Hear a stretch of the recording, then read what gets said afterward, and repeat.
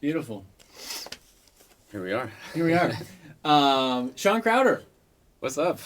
Shawn Crowder is touring through New York with SunGazer. Played a show of all places, literally in Times Square outside last night, which is really fun. And he was kind enough to link up and come by the studio. Happy to be here. I once did an interview on your YouTube, and you've been trying out one of the courses on my website. Yeah. We won't go into great depth about that because we'll talk about that elsewhere, but it's really great to have you. Yeah, thanks, man. Thank Good you to for see having you. me. Likewise. Yeah.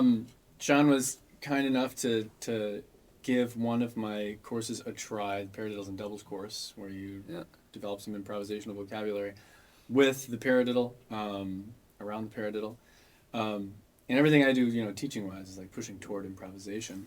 Mm-hmm. I want to ask you, was you're a great improviser. Was that always part of your drumming when you started when you were young, or was there a moment where like the idea of improvising entered the picture more consciously?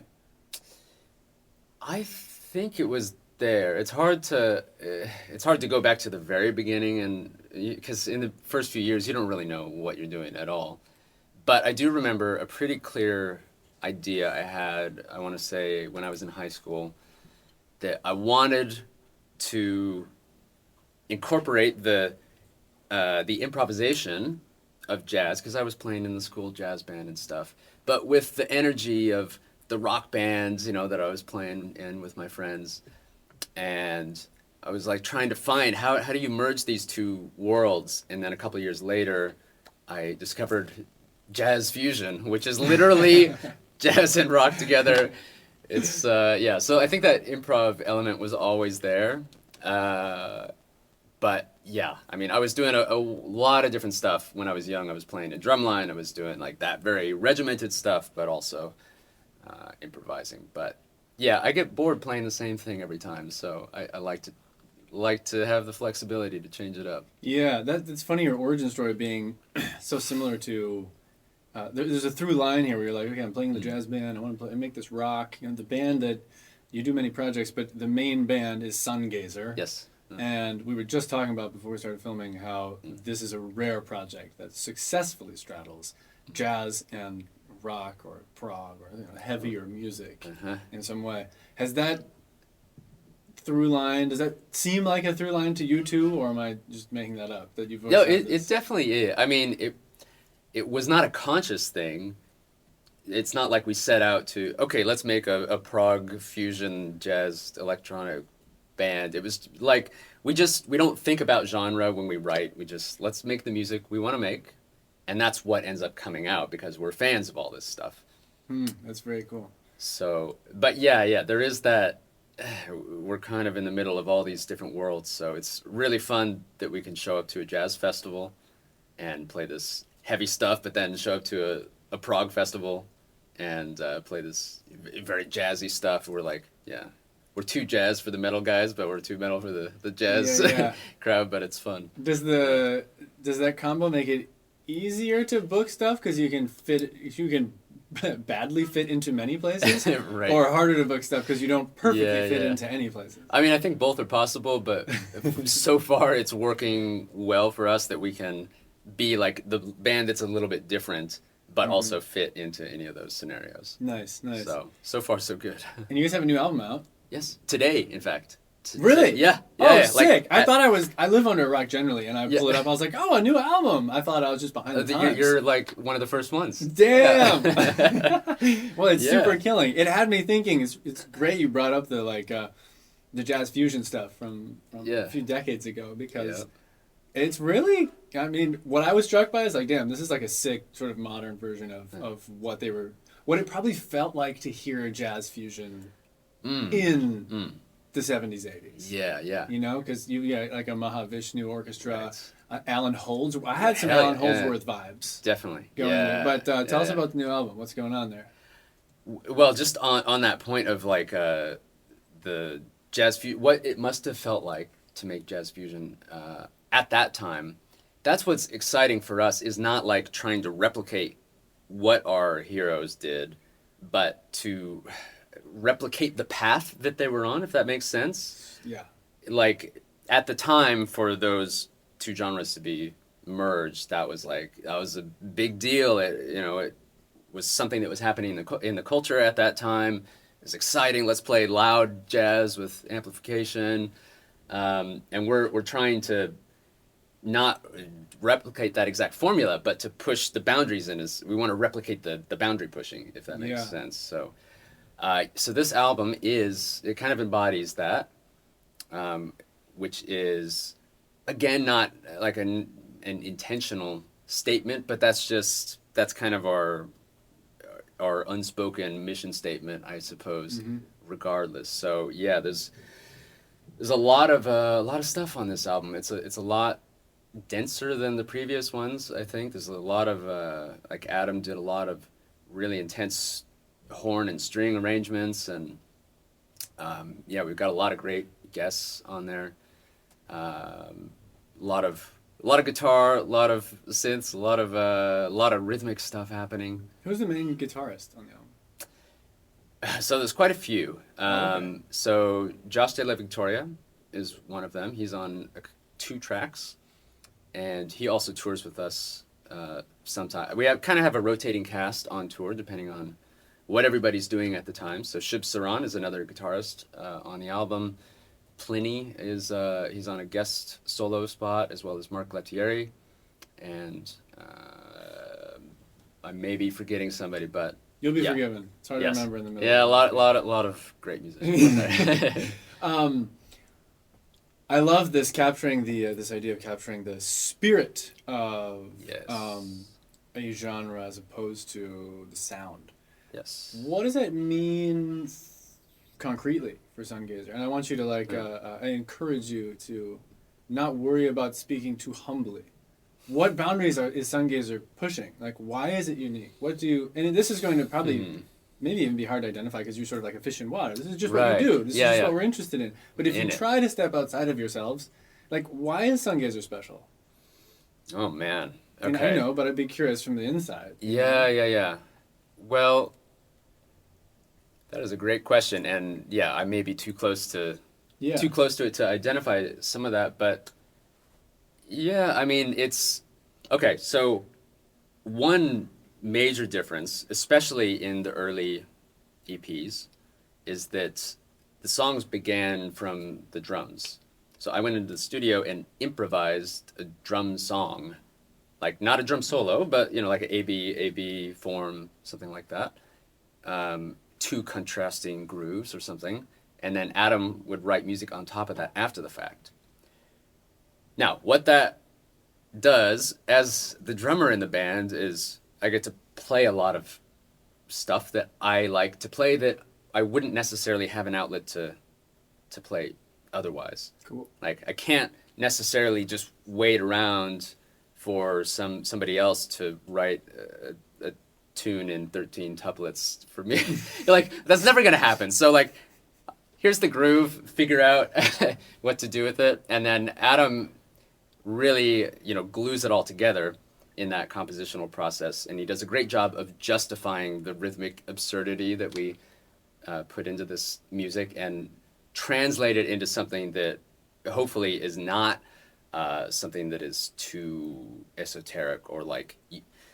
The idea for us, hopefully, you don't need to understand what's happening. Like, who cares what the time signature is, or like, it doesn't matter. Like, hopefully, you can just kind of bob your head and groove to it, and there's a good melody. And but under the surface, there is like a lot of fun details that you can get into if you want.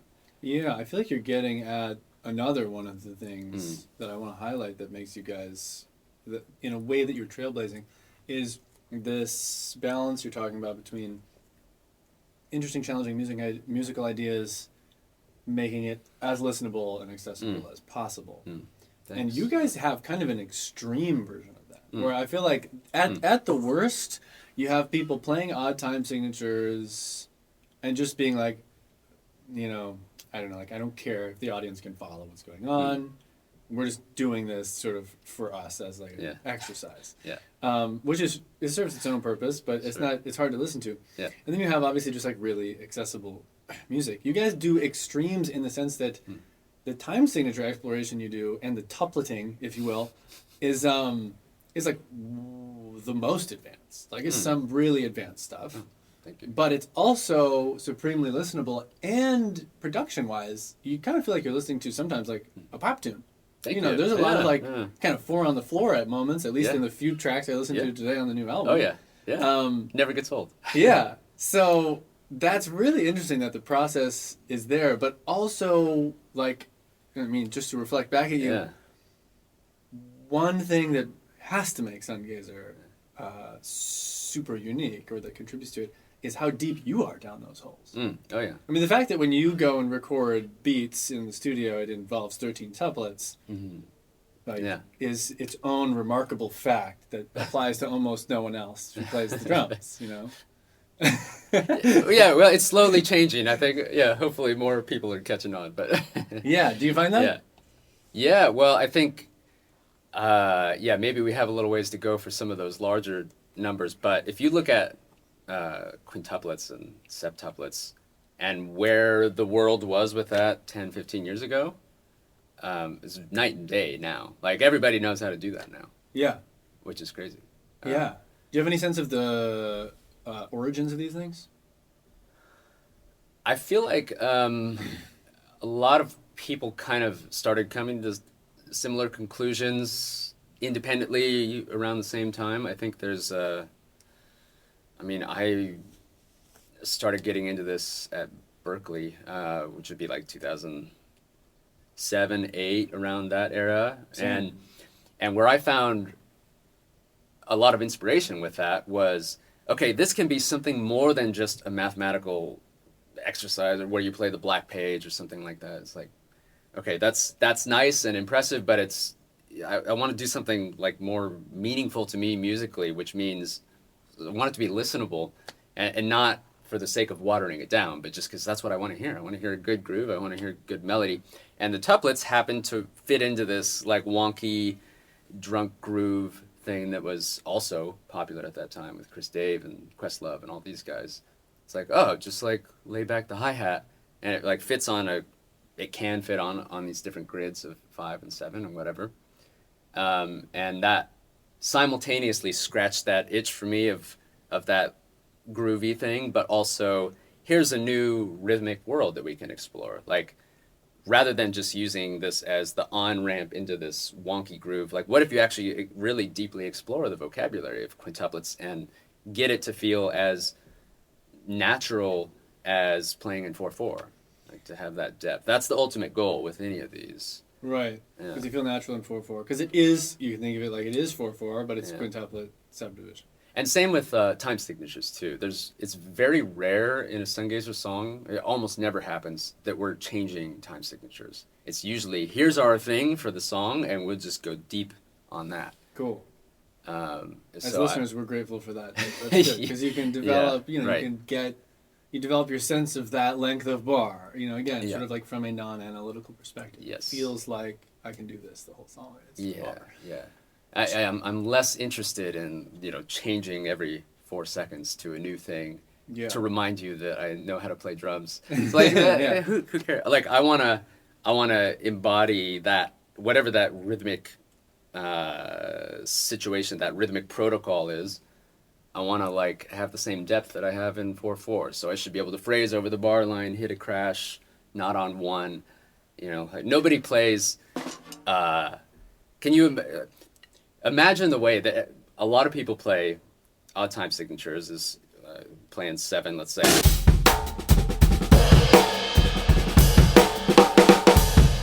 Crash every time. Can you imagine if somebody was playing that way in 4/4?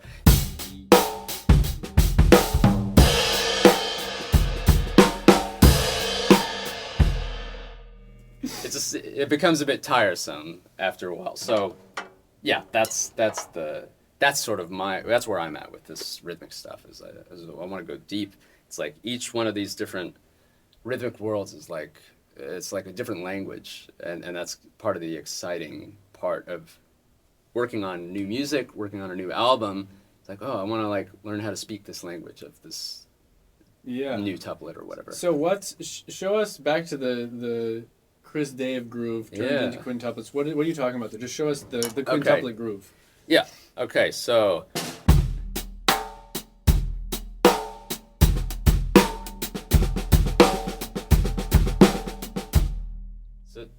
the 5 is very apparent when you fill in all the notes. 1, 2, 3, 4, 5, 1, 2, 3, 4. But once you start leaving stuff out, I'm still imagining in my head all those rests. Yeah, and then there's so much to explore within that. You learn how all the other notes feel.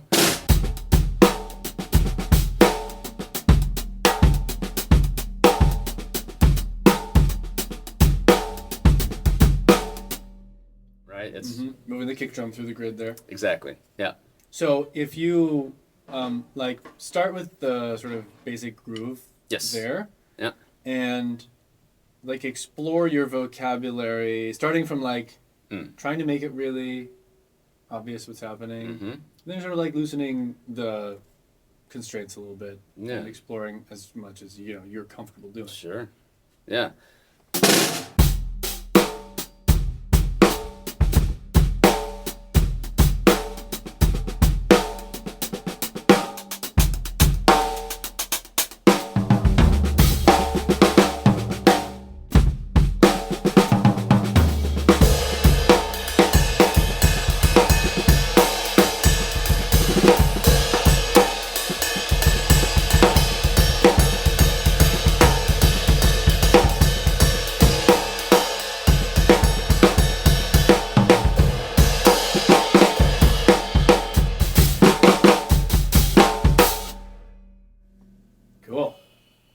What are some of the other thoughts that you have as you move through, as you explore further?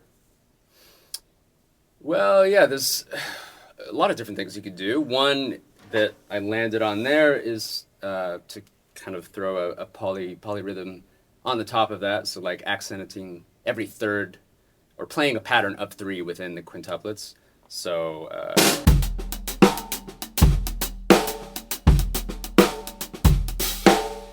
Or it could be 4.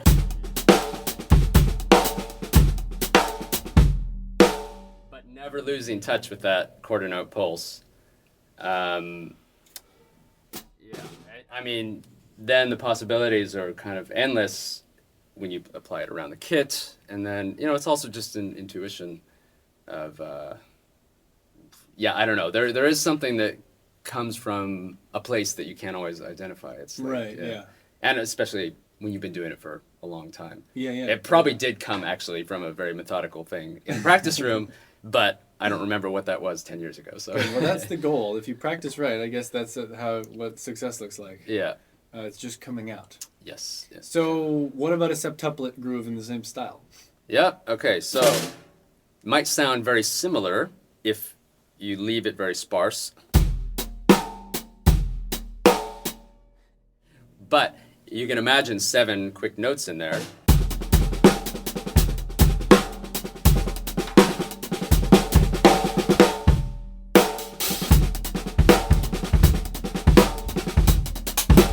So then you can start to mix and match those.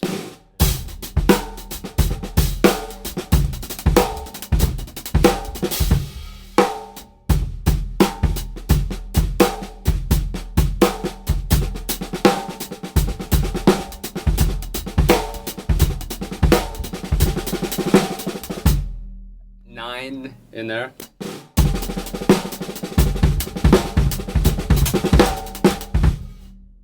Right, but it's all 4/4. It's all quarter notes. Yeah, and the tuplet is changing. Yeah. The quarter notes are staying the same, and you have there's 5 notes in here, or there's 7 notes in here, or there's 9 notes in here, 8, 6. We heard 6s. Yep.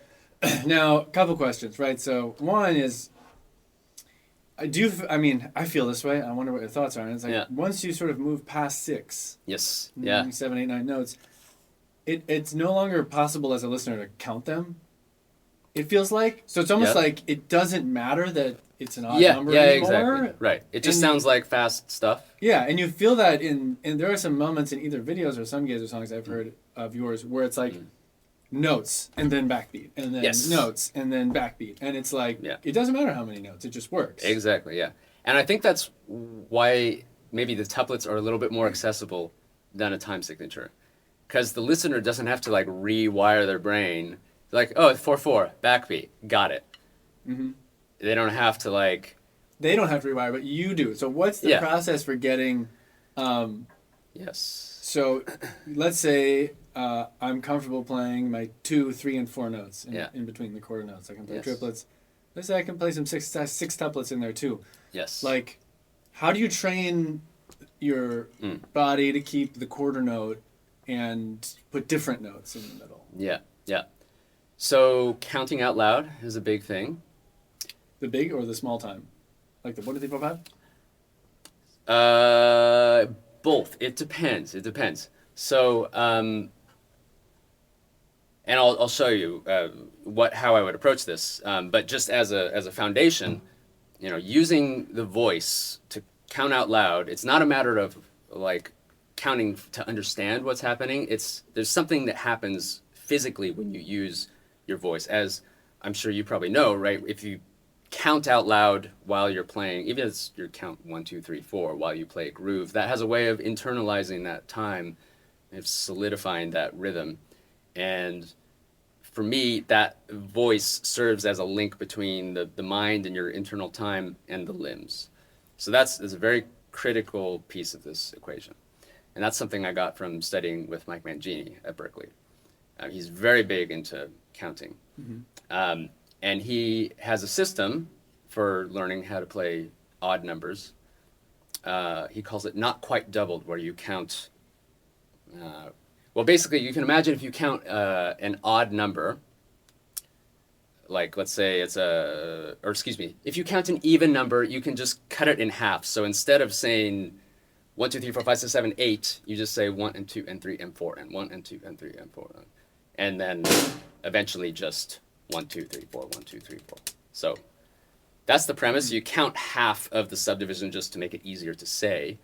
You apply that same thing to odd numbers, and a 7 means you go up to 4 and just leave off the last and. So 1, 2, 3, 4, 1, 2, 3, 4, 1, 2, 3, 4, 1.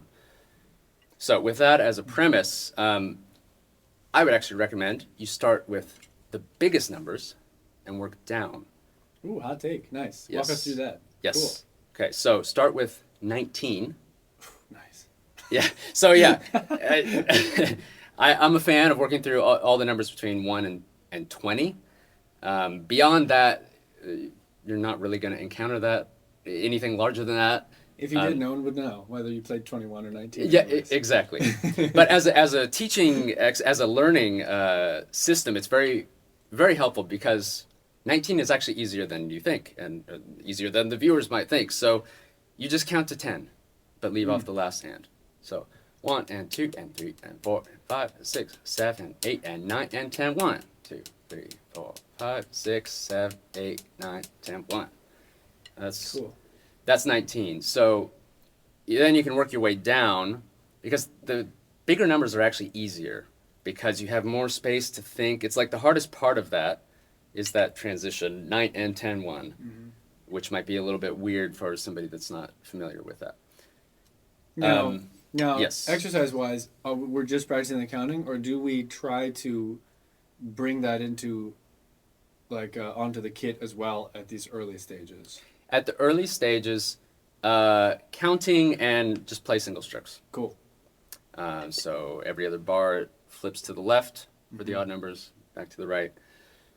After that, you can get into stickings, and this actually ties into the book that I co-wrote with Mike, the Rhythm Knowledge Volume 3. There's a whole book of stickings related to this, using different groups of singles and doubles, and so you can check out that for anyone that wants to go deeper. But yeah, the basic premise is you start simple, get this counting down, and now to answer your question of do you count the small subdivision or the big pulse, you kind of need to do both at a certain point, and also it depends on what your goal is. So my recommendation is you learn to count the full subdivision first. So let's say I'm doing this example in 13 tuplets, which we were talking about before, a song called Perihelion. That would mean you count up to 7. 1, 2, 3, 4, 5, 6. 1, 2, 3, 4, 5, 6. 1. As the drummer in the band, I have to be really aware of every single one of those notes. The other guys in the bands, they can kind of float on top. Especially like playing slower rhythms, right? Yeah, yeah, because like when we get to the full groove of that song, it's like right, very slow.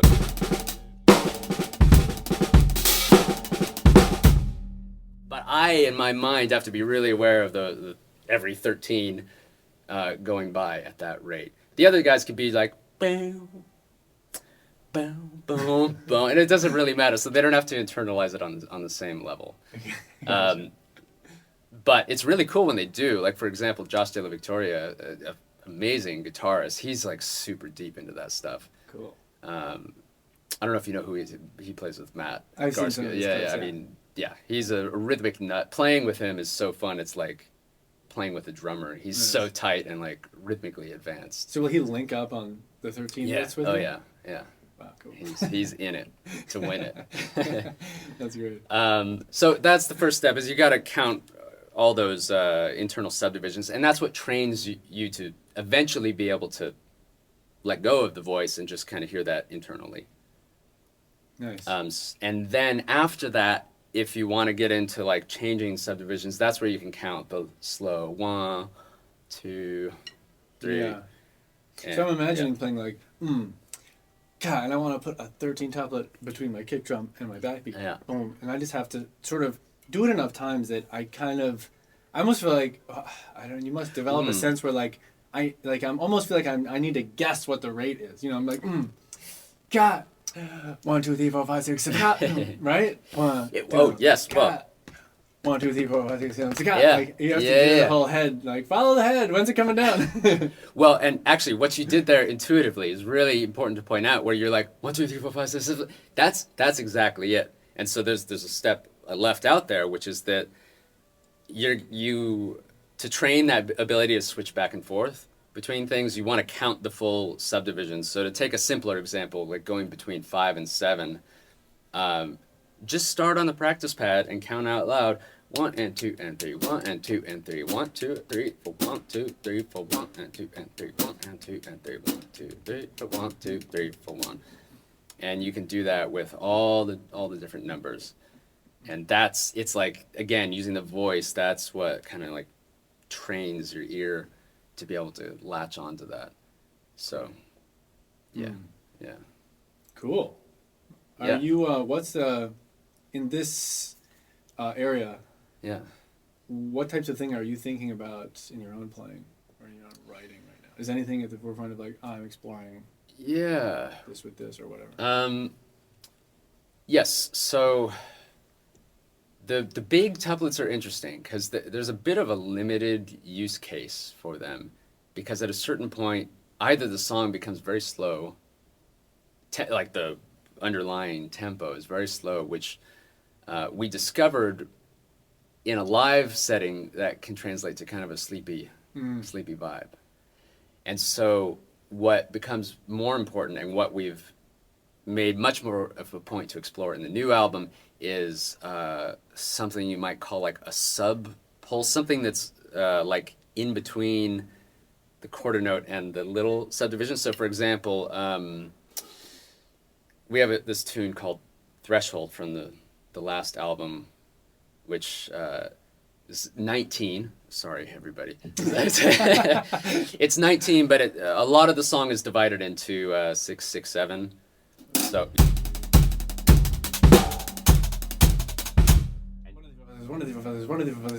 Right? Yes, That's yes. Cute. And that one, even though technically it's much slower, because the quarter note would be like.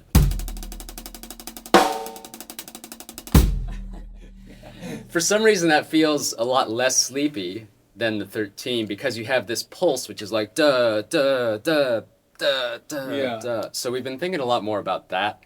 Well, it's kind of like an iteration of the Dilla beat, where it's like you've got a displaced note in a way, but in this case, you've got what feel like quarter notes, and one of them is a little longer. Yes, or is like a little shorter, and it's like super close, like Dilla taught us, if it's close enough, you can bob your head. Yeah, exactly. Right? Where do you think the limits are of that? Like, you can do 6, 6, 7 at that speed. That's cool. 6, 6, 7. And it's like extra, but like, There must, I guess it's a feel I could tell you exactly where the limit is, and it's around 33 BPM. Okay, nice. There is some cognitive science out there about this, and Adam and I each have videos on our respective channels about that, with that tune in particular. That was the whole point of that tune, actually, was to explore both, in a way, the slowest and the fastest music combined into one tune. So there's this lower limit of 33 BPM, which is supposedly about the slowest tempo that somebody can, like a human can feel as a pulse. Oh, interesting. In practice, it might actually be a little bit faster than that, because I tried for... I was encouraged during the Pliny tour by Chris Allison, the drummer of Pliny. It's like, yeah, man, I use quarter note click all the time. Well, maybe okay, I'll try that on Threshold. Did that for a few shows of the 33 BPM click. It's like, oh my God, I did that for like 3 shows. I'm like, nah, I'm going to have a little bit more subdivided. That's crazy. You're playing live with a 33 BPM click? Yeah. Playing 13. 19. That's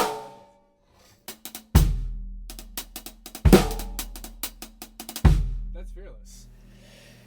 There was a lot of fear on stage, I'll tell you that. Yeah. It's fearful. Wow, nice. So the actual limit, it's like, it's probably varies by person, and it might be a little bit higher than that. But then there's also kind of an upper limit where you stop hearing each individual note as like meaningful rhythmic information, and it just becomes like fast stuff. Yeah, it becomes... Yeah. A hum. A hum, yes. And if you go fast enough, it becomes, literally, rhythm becomes pitch. Yeah. I have a question for you. Yes. So, this has interesting implications for, improvising, in the sense that typically part of the challenge, let's say, improvising in sextuplets, is not adding and subtracting notes, like working out your patterns so that you keep playing 6 notes every quarter note. But there's kind of a version of this where if you're really just playing a drum solo and you're not needing, the band's not needing to keep up with you, you could theoretically be adding and dropping 16th notes. Yeah. And if what we're saying is true, and if you're sort of committed to the bit in a way that feels convincing, that could all work out fine. I mean, do you ever do that in your improv? Yeah. I've seen you play drum solos at SunGazer shows. Yes. But if you were to play a drum solo, you don't have to play a drum solo right now, but if you were to pretend just play 30 seconds of drum solo, can you import what we were just talking about? Where it's like, you don't even have to be thinking of 19 and the divisions. You could just be thinking of, like, I'm playing 6s, and then there's a one extra 16th note triplet here, and then there's one less here, and me as the listener would be able to keep doing this, more or less. Yeah, there's no reason you couldn't do that. I'm not sure that that's exactly how I would approach it. I mean, I tend to, like, stick to one meter and pulse, and I want to, like, I don't know, maybe I'm a control freak. I want to like have everything mapped to that. So I'm not the type that's going to be changing time signatures really in a drum solo. So far, I don't know. Maybe I'll give it a shot. Maybe that's your next phase. Maybe that's the move. Yeah, but I have done the thing where you explore the slow quarter note pulse and then fit all kinds of stuff. I think that's I saw you do some of that in the drum solo. Yeah, and that's a lot of fun, for sure. Wow. Okay, so you have. I love talking to you about drumming because you have like I feel like you've been interested in different stuff than me the whole time. So therefore we have sort of like quite different default like stuff. Yeah. Or like where your mind's at when you're taking a solo. Yeah. So, like when you if you're gonna take a drum solo. Yeah. Again, we don't have to play a whole drum solo, but if I were like, Shawn, play me a drum solo for the people. What types of thoughts go through your head as you're going into improvising for people? Oh my God, yeah. And you walk us through, like you can play this out for us. Like, here I go. Well, yeah. I mean, first of all, I've never been much of a drum solo guy. Yeah. We'll start there. Like, usually I like to play over a vamp or have something happening. That said, in the last couple of years with SunGazer, we have kind of carved out a moment for each person where it's just them. And I actually think as part of the show, it's a really impactful moment where like the whole show is just this onslaught of like stuff and sounds and then when it all stops and there's just like space, just drums. That's really nice from a compositional point of view. If you want to think about the entire show as a composition, just like the arc of. Yeah, I agree. It's a breath. It's a breath of fresh air. Yeah, so I feel like that's the whole drum solo thing is a more of a new thing in the last few years for me that I'm still like figuring out. So yeah, honestly, it's like survival mode. It's like let me just play something that works and hope it's cool. How do you typically approach that solo when you have the show? Yeah, you guys play it to pretty big audiences. Yeah, yeah. And in your solo, do you have a click going? That nope. So you're totally on your own. Au naturel, and I'm just like, when I do that solo, usually it's been after the song Drunk. So it's always after the same song, which means I can always like get into that same starting point. But whatever happens after that is unplanned. I mean, I have like a handful of go-to things that I usually go to or I can end up in. But yeah, it's an improvised solo, and you know, something, maybe a good lesson that I got out of that is like I avoided drum solos for a long time because I felt I wasn't ready. Like I need more chops, or I need like I need something. I need to just to get like I need to get it together somehow. It's not ready to present. But what I found was just like being thrown into the fire and having to figure something out in front of people. That's what led to the most progress and comfort with that. It's like, just do it. Like, learn by doing. And yes, of course, you have to like go home and practice some stuff to get the chops under your hands. But there's something to be said for just like trial by fire. Yeah, absolutely. Do you remember the first couple? Were they terrifying? Portland. Yeah. Portland.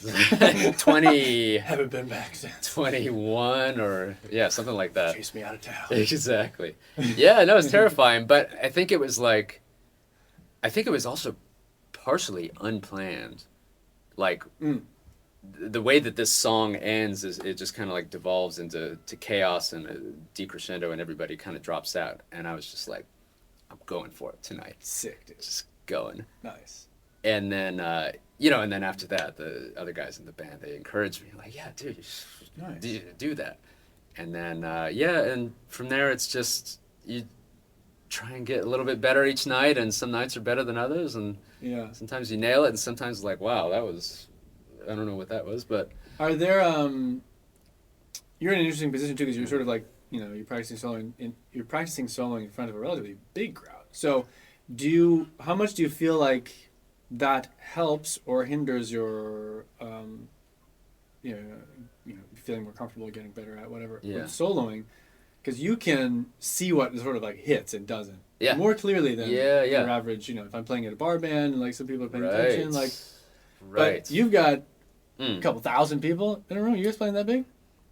We have, yeah. I mean. A lot of people. Yeah, a lot of watching people. You play a drum solo, and you must do some stuff where they're, like you hear they're like, woo! Yeah, exactly. Like, oh, okay, I remember that one. So what do you find any trends? What works and what doesn't work with your audience, which is a very specific audience? Yeah. I mean, a big one is space. Honestly, overrated. Underrated. Oh yeah, underrated. I'm with you. Thank you. Yes. I remember at your show I remember that you using a bunch of space, and literally people. Like, so obviously being so into it. Yeah. There were a lot of like... freaking out, yeah. Woo! Yeah. Wow, if I had known it was that easy. Yeah. Okay, just so don't space play. Is big. Space is big. Yeah, maybe it's because I finally stopped playing for a moment. And they're like, yes! But yeah, I don't know. It's hard to say because I think it depends more on how you present the thing, like how you play the thing in that moment than the thing itself. Like, there might be a thing that hits super hard and you play the exact same thing a different night, but you like the context, maybe you play it out of context or you force it and it doesn't hit as hard. So I think it's more of an attitude thing, and like, it's less kind of like speaking, if you want to be a great public speaker or whatever, it's much more about how you say things. I mean, you should say, what you say is also important, right? But there's a lot that comes from body language, you know, all this stuff. Yeah. So I think that applies to the drums as well. Yeah. Do you, I mean... I'm sorry, I'm not really answering the question of, like, how do you, like, get better at playing drum solos in front of people. And because my answer is like, for me, has been just do it. But there is a lot of homework that is done beforehand, not in preparation for the drum solo, but just like learning patterns and stuff. Building vocabulary. Yes. Well, it leads me to a question I had, which is, you know, how much when you are jumping in the drum solo or in the middle of the drum solo, are you trying to get out of your own way? Are you trying to like let it flow and channel it? Or are you sort of like super present in choosing? Because I think there's, I think people just feel differently when they're playing drum solos, but there's also really conflicting advice around these things. Yeah, some people that say like, you just got to not think, bro. And then some people are like, thinking hard. And I don't think there's a right path, but like, what's it like in your head when you're in there? Or what are you trying to do in your head? Well, it's nice when you can get out of your own way and it just happens. But that doesn't always happen. Like, so you can't depend on that, is my experience. Like, you need to have a backup plan. And not, I don't mean a plan in the sense of like mapping your solo out in advance, but you need to, for nights where it's not just happening automatically, you need to have the means of being like, okay, maybe I will consciously choose, okay, we need to bring the energy up. I need to, like, okay, I have option A, B, and C. Okay, let's do the ostinato thing. That might work. And so the thinking is not like, what sticking am I playing? It's more like these like gentle nudges, just kind of directing traffic. Like musical decisions. Musical decisions, yeah, big picture stuff. Gotcha. Which means that the little picture stuff kind of, your goal is to have it automated. Yes. To have it happen automatically. Yes. When you go, let's add energy, let's build the volume. Yeah. You can't also be thinking like, what pattern do I need in order to do that? You Yeah, know? yeah, exactly. I mean, and there may be like a moment or something where you're like, you know, for this chop that's like just a little bit, it's like right at the limit of what you can do. You're like, okay, I might need to concentrate a little bit more on like, I always rush the kick drum on that thing, or like, watch out for that. But that's like usually just little tiny moments here, not an ongoing thing. Yeah. But yeah, super important to note is that the mindset while executing the thing, while improvising, is different than the mindset required while practicing. When people give that typical advice, they say, yeah, just don't think, let it flow out. Okay, that's great when it happens, but it's different in the practice room. It is different in the practice room because you actually do have to do quite a bit of conscious thinking and deliberate, like, working out patterns while you're in the practice room. In other words, the way to get to not thinking on stage is not to go sit in a practice room and not think.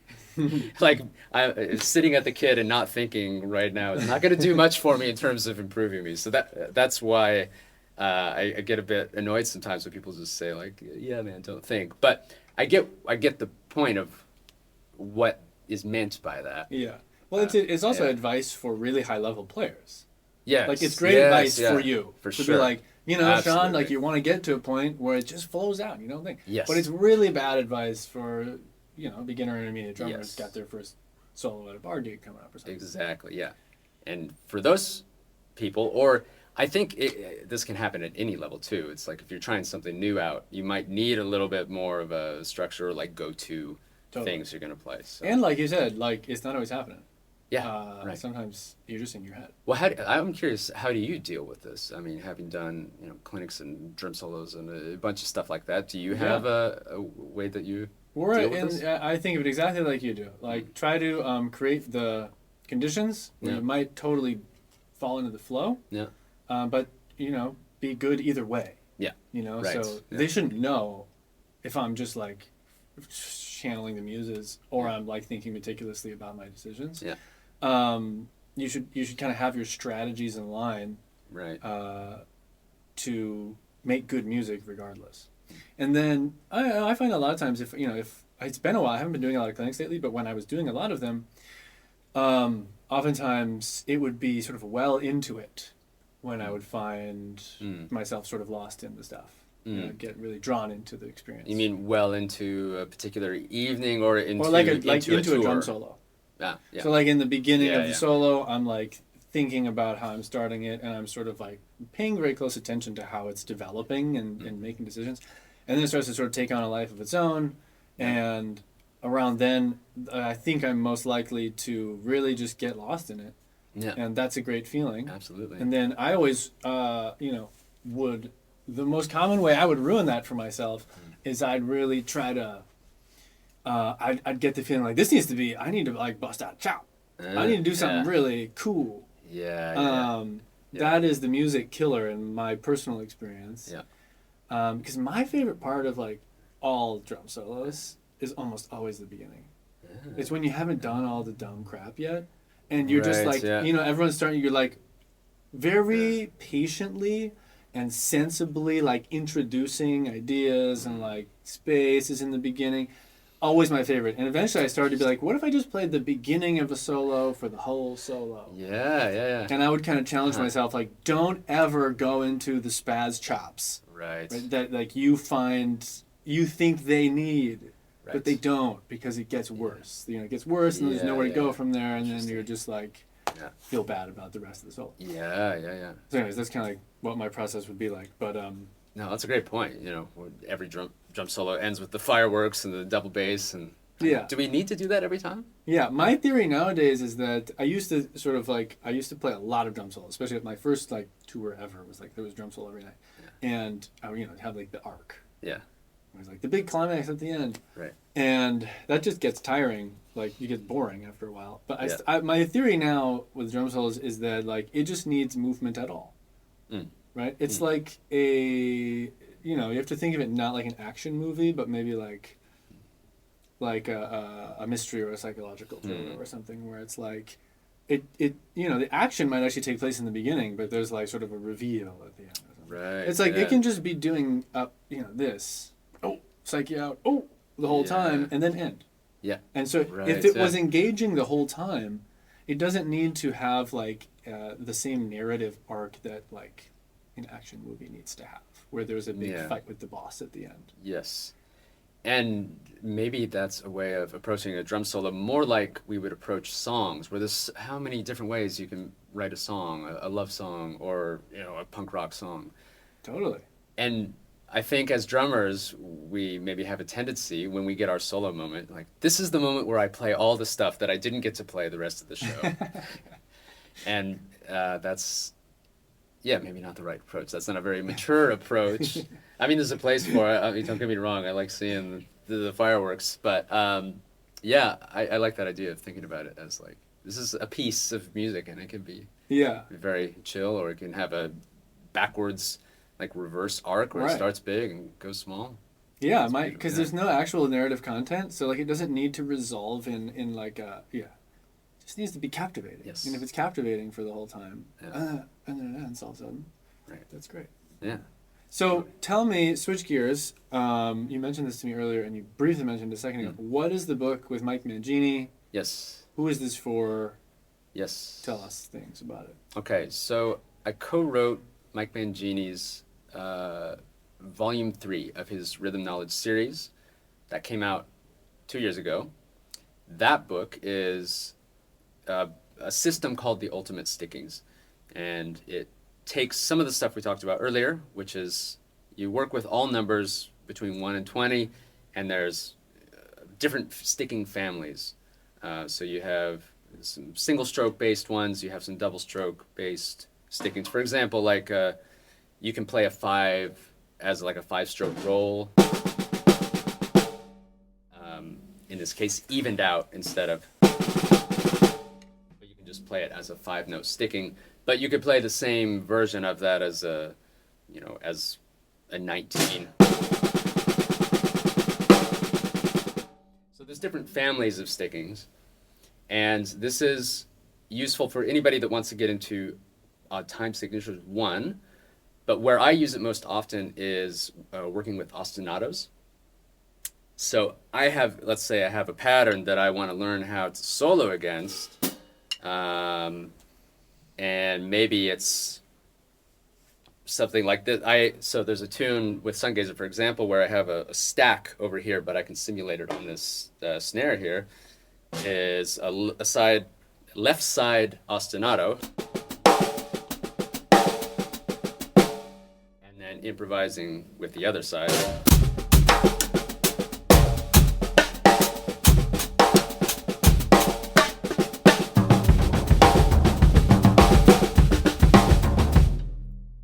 So, as a means of developing the mechanics and the facility to play with that, I would take that book and go through it as written, like go through all the stickings. And what ends up happening as a byproduct of using all those odd and even numbers is that you end up hitting all the permutations anyway with a very small number of stickings. So, for example, if you put a 7-note sticking over that,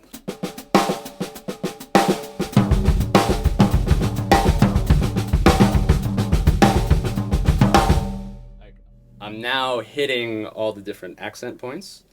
And so as in an indirect way, what I'm really just learning how to do is play doubles and singles and insert a double and single anywhere in the measure, which ultimately gives you the mechanics to improvise, which I think is maybe a good complementary approach to your system of melodies. It's like, get the basic chops together and then let's fill in the gaps. Yeah, cool. So that's what that book is. And then I just finished co-writing the next one after that, volume 4, which is all about 4-way coordination. And rather than sticking with one limb pair and going deep on that, we go through all the different possibilities of hands against feet, side against side, diagonal, leading with every limb pair. And so it's more of like a broad approach of, looking at all of these different possibilities. And what that has done for me is just, it has opened up my mind and my limbs in a way that I can kind of escape the habits of like hands versus feet drumming. And I think more just of the limbs as like, okay, any of my limbs can be used for any purpose, like a MIDI instrument almost. I can just like assign a sound to it and learn any rhythm to it. And that has maybe most importantly given me the confidence and the peace of mind that I know that I can learn any coordination thing that I want to. And the reason hands against feet, like the reason we do that isn't necessarily because that's easier than any of these other limb combinations. That's just what we're used to. So it's kind of like reset everything to a blank slate. Like almost like if you're a baby born in a different country, you learn a different language. Like it's not that Turkish is harder than English. It's a different thing learning as a second language because you're already used to your first language. But if you grow up in that environment, in this case, maybe learning side against side as the default, I think it's equally as natural. So that's just opened a lot of musical possibilities because using different limbs means different sounds are available to you on the kit. So that's what That's very cool. And sorry, 3 is out now. 4 is out 3 next. is out. 4 is coming very soon. Very cool. And what was the first real ostinato independence challenge that you encountered that you mastered in your own drumming journey? Oh.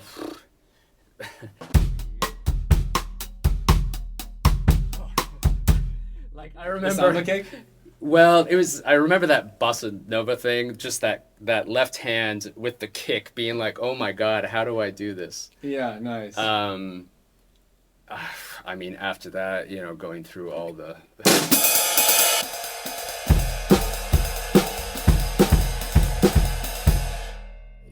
all the usual stuff. Yeah, but at a certain point, especially when studying with Mike, it's like, okay, what can you do if you take this to a different place of, learning an ostinato like that? Yeah, that's a cool one.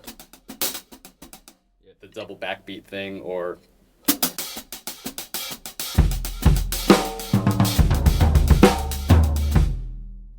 just opens up different possibilities. So yeah, and you're comfortable with them enough that you can really use them. Yeah. Well, that's the goal, hopefully. Yeah. Yeah, I always found I sometimes with independence I wouldn't go far enough. They'd be like they'd remain a party trick. Yeah, but right. they really seem really integrated in your playing, which is really cool. Yeah, I mean some things are, and then other things are the party trick surface level. I can do a few patterns against it, but it's maybe just kind of a personality thing where I like to, when it's possible, go deep, and just like with the tuplets, like I want to learn how to really embody this thing in a deep way. Same with the Do you find practicing it is kind of meditative? Can be. What I especially like about it is having the step-by-step method of like, okay, I know exactly what I need to do. It's like there's no mystery left, which is kind of beautiful, that I can just like, okay, no, step 1, step 2, and I just like do that, and I will come out the other side being able to play it. And I had to do this on the new album. And this applies to not just these like super weird patterns, but you can apply it to normal, quote unquote, normal everyday grooves as well. So there's a song on the new record called Hot Saturn, which is a very fast disco. But it's really fast. So I was like, okay, I'm abandoning the 3 hits in a row, and we're going to do just foot, hand, hand. Hot Saturn? Hot Saturn. You want to hear it? Fast. Okay. Yeah, okay. So I was like, forget the 3 in a row. I'm just going to go for hyperspeed. So that's my ostinato. Right. And then... So your left hand, the left hand ostinato is E-and. E-and. Yeah. E-and. So foot, hand, hand. And then working out how to play...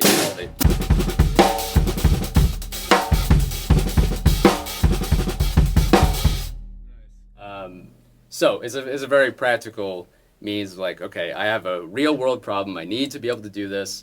How do I get there? And that's what has been so nice about checking out your course, is like it's exactly that step-by-step that I needed for the other stuff, for the like linear chops and vocab. That whole part of my playing has, historically speaking, not been very systematized. It's like just kind of trial and error, and I have been taught a lot of these things about orchestration and permutations, but for some reason I just never like applied it in a super rigid way. And so it's nice to have like, okay, you can actually just work through this in I don't even want to necessarily use the word systematic, because it is in a way, but that might imply to somebody that you're like going really deep on permutations, and it's more of like it's a checklist, step by step, and within that there's a lot of freedom to like where you say in the course of when you get to the orchestration, there's too many possibilities to even possibly approach it 100% systematically, and that's where you kind of got to pick and choose, like what are the things that speak to you, and maybe like go deep on that. And that's how 100 drummers studying the same course end up sounding different, because at that stage, when you get to now I'm looking at orchestration options, and it's kind of like there are technically like an infinite number of ideas. Yes.